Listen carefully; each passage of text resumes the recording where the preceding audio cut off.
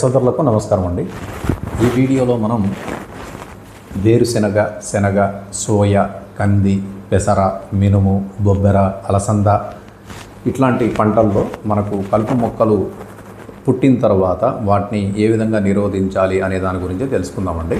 మనకు ఈ పంటలు ఏమైతే ఉన్నాయో అవి విత్తనాలు మొలిసిన తర్వాత మనం కలుపు మందులు పిచికారీ చేయాల్సి ఉంటుందండి. మనకు ఏ రకాల కలుపులు బాగా ఇబ్బంది పెడతా ఉంటాయి అంటే ఎక్కువగా గడ్డి జాతికి చెందినటువంటివి, తర్వాత ఆకు జాతికి చెందినటువంటివి ఏమైతే ఉంటాయో అవి మనల్ని బాగా ఇబ్బంది పెడుతూ ఉంటాయి. కాబట్టి వాటిని నివారించడం కోసం మనకు తక్కువ రేట్లో మార్కెట్లో ఏ మందు ఉందో అనేది మీకు చెప్తా అండి. ఇది కంగ్రాట్స్ కంపెనీ వాళ్ళది ఇకిడా అండి. తర్వాత ఇది కూడా కంగ్రాట్స్ కంపెనీ వాళ్ళది క్విటో సూపర్. రెండు మందులు ఎందుకు చెప్తున్నా అంటే ఈ ఇకిడా అనేది మనకు ఎక్కువగా ఆకుజాతి కలుపు మొక్కల్ని, తర్వాత కొన్ని రకాలైనటువంటి గడ్డి జాతి మొక్కల్ని ఇది నిర్మూలిస్తుంది. క్విటో సూపర్ అనేది మనకు ఎక్కువగా గడ్డి జాతి కలుపు మొక్కలను నివారించడానికి ఉపయోగపడుతుంది అనమాట. అయితే ఈ రెండింటిని కలిపి మనం ఉపయోగించినప్పుడు ఏం జరుగుతుందంటే ఈ గడ్డి జాతి మరియు ఆకుజాతి కలుపు మొక్కలు ఏమైతే ఉన్నాయో అవి సమూలంగా నిర్మూలించబడతాయి.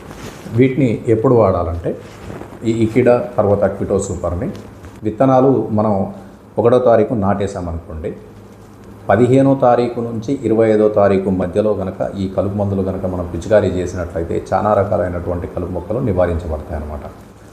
ముఖ్యంగా వీటిని ఉపయోగించేటప్పుడు ఏం చేయాలంటే మనం 50 లీటర్ల నీళ్ళల్లో ఈ రెండు మందులను కలిపి పిచికారీ చేసినట్లయితే చాలా రకాలైనటువంటి కలుపు మొక్కలు నివారించబడతాయి. ఈ రెండింటిని ఉపయోగించేటప్పుడు మనకు భూమిలో తగినంత పదును ఉండాలండి, అంటే తేమ ఉండాలి. ఉదయం లేదా సాయంత్రం వేళల్లో కనుక పిచికారీ చేసినట్లయితే మనకు బ్రహ్మాండంగా రిజల్ట్స్ ఉంటాయన్నమాట. ఈ రెండు పిచికారీ చేస్తే మనకు ఏ కలుపు మొక్కలు నివారించబడతాయో మీకు చెప్తా అండి.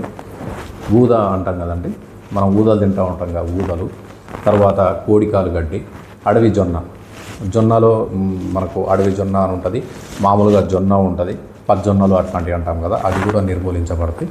తర్వాత గరిక గడ్డి, తర్వాత మనకు రెల్లు గడ్డి అని ఉంటుంది, ఈత గడ్డి అని ఉంటుంది. తర్వాత మనకు సపోజు వరి పొలంలో మనం ఏం చేస్తామంటే వానాకాలం వరి వేసిన తర్వాత యాసంగిలో వచ్చేసి పెసర, మినుము అట్లాంటివి వేస్తాం కదా, అప్పుడు మనకు ఈ వరిగడ్డి అనేది మొలుస్తుంది కదా, ఆ వరిగడ్డిని చంపడానికి కూడా ఈ రెండు మందులు సమర్థవంతంగా ఉపయోగపడతాయి అన్నమాట.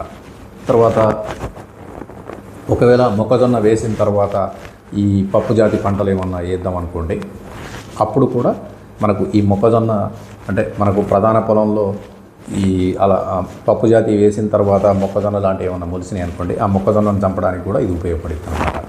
తర్వాత మనకు కాలువ గట్ల మీద ఎక్కువగా ఈ పీతగడ్డి అంటాం కదండి, అది పాక్కుంటూ పోతూ ఉంటుంది. ఎక్కువ తేమ ఉన్నప్పుడు అంటే మనం గట్లు ఊసిపోకుండా ఉండడం కోసం ఆ గడ్డి కూడా ఉపయోగపడుతుంది అనమాట. ఆ పీతగడ్డిని కూడా ఇది చంపిద్ది. తర్వాత ననబాల అనే ఆకుజాతి ఉంటుంది, దాన్ని చంపేస్తుంది. తర్వాత అమృతకాడ మీ అందరికీ తెలిసిందే, బ్లూ కలర్లో పువ్వులు పూసి గనుపులుగా వస్తుంది, అది దాన్ని చంపేస్తుంది. తర్వాత నారగడ్డి అని ఉంటుంది దాన్ని, తర్వాత నక్షత్ర గడ్డి, తర్వాత ఈ తోటకూర ఏదైతే ఉందో దాన్ని చంపేస్తుంది. తర్వాత గుడ్డ కాకర అంటే అది ఎట్లుంటుందంటే మనకు పైన ఒక తోల్లాగా ఉంటుందండి, అది పల్చడి పొర ఉంటుంది, లోపల చిన్నగా గుండ్రంగా ఒక కాయలాగా ఉంటుంది అనమాట, అది పండితే మనం తింటూనే ఉంటాం అనమాట.